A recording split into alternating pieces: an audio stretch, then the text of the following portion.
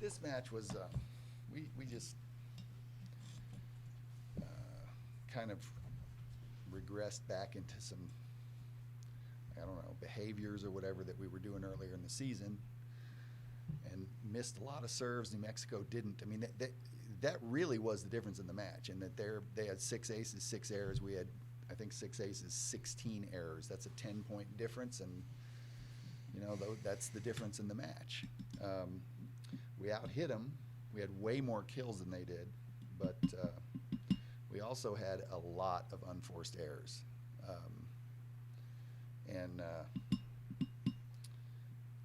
That did hurt us. You know what I mean? I felt like our hitters were a little impatient at times and taking swings at balls that we could probably just continue. I mean, if you look at the kill differences, if we just continue on those rallies, we're probably going to win. 13 hurt us really early in the match, but we made a good adjustment on her, and that was the reason I think that we won the second or the third and fourth sets. So we made some nice adjustments, played better defense after those first 2 sets, but then came down to the fifth. In fifth sets anybody can win, and that one stayed pretty close. I don't think there was ever more than a 2-point gap. Maybe there was, but it didn't seem like it. And New Mexico made the plays at the right time. So it's a disappointing loss, but we have a lot to be proud of this year. These are wonderful young women that I'm working with every day, and we've got several days off now, and then we will play in an NCAA tournament, and I think we'll do very well. I always, and I'll tell them this like next time we meet as a team, but back in 2009, we lost our last home match and won the conference just like we did this year, and we went to the Sweet 16 that year. So these things, you got to brush them off and try to learn from them, and recognize that we are very good, and we will get back into a rhythm and do the things that we do well. That's all there is to it. Katie, it looked like you kind of were struggling a little to find your groove early. You kind of started to find it those last 3 sets. Was there anything that they were doing that was kind of impacting you, or were you just kind of? No, I just think I wasn't connecting as well as I should have been, especially with the middles. But I'm glad. I think it kind of got better throughout the match. But yeah. Bree, you guys lost tonight, but you set the single season record. Does it kind of dampen your milestone a little bit to know that you guys lost your final match? I mean, losing never feels good, but I think it just kind of shows us what we need to expect for going into the tournament. We haven't had a 5-set match in a while, so I think it's another preparation for us. Tom, you guys just set the record yesterday night for most service aces as a team for a season. How surprising was it to see how much you guys kind of regressed in this match in that area? Well, I don't know. When you're in the middle of that, I think to myself, well, are we just serving easy, or are they passing better? It's hard to really tell. I do think that when a set is tight and the score is tight, sometimes servers get tight, and that creates some misses. But I still want my team to go for it. You know what I mean? We were talking about Sasha at the end there, whether we wanted her to serve or put a sub in or have Amanda serve in that spot, and we said, let's go with the tougher server, and that we've been doing it all year, and we're going to continue to do it. And we live by it, and tonight we unfortunately died by it. You talk about how it kind of gets tight when the matches are tight. Mm-hmm. Going into the tournament, you're going to be facing a lot of Yeah. Does that kind of worry you a little bit? No, I mean, I don't want to be worried about it. What I want to do is have them go into the tournament and play with a great deal of freedom. We don't know who our opponent's going to be. We don't know any of that stuff yet.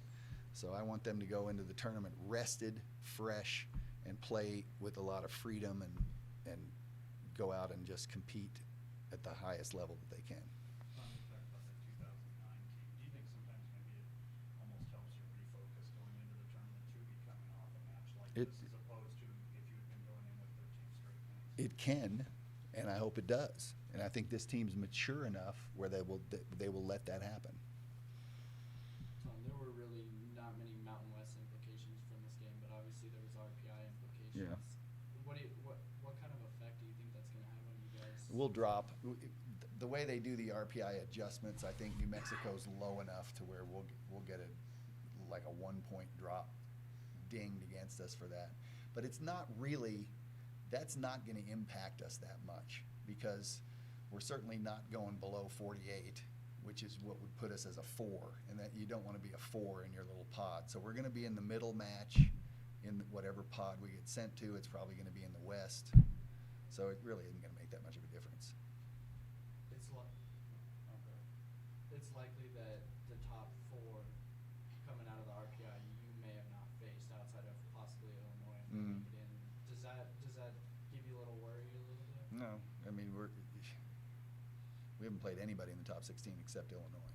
So Katie, it looked like passing was a little bit rough those first 2 sets in particular. It looked like you were really having to rely almost exclusively on your outside, and they kind of took the middle away that way. Did that get better, and if so, kind of what changed? Yeah, I think it improved throughout the course of the match, and I was just connecting a little bit better in system with the middles. So it did definitely start with passing at times, I think. Did it seem like their block was very, very much designed to try to take away the outside, and when you were able to go to the middle, a little bit more effective there? Mm-hmm. And in the beginning, they were really up on our middles too. But once, they started blocking those outsides, the middle reopened again.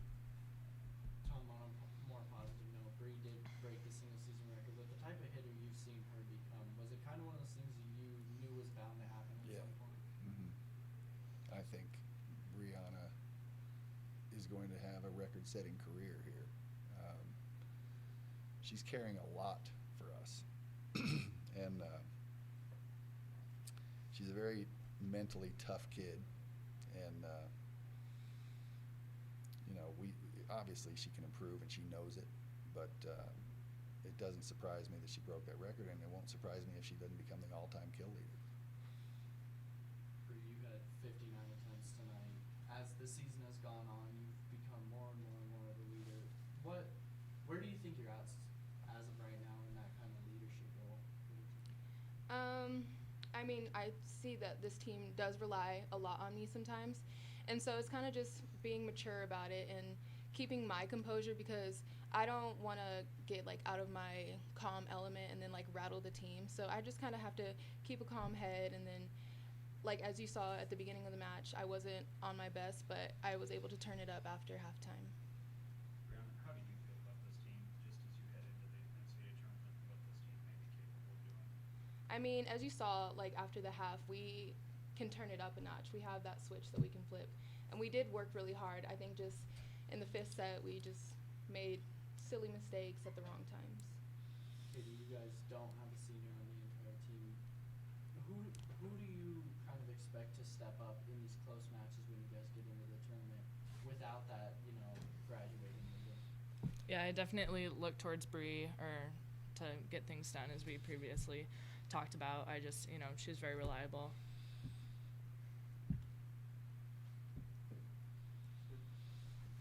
Thank you. Thank you.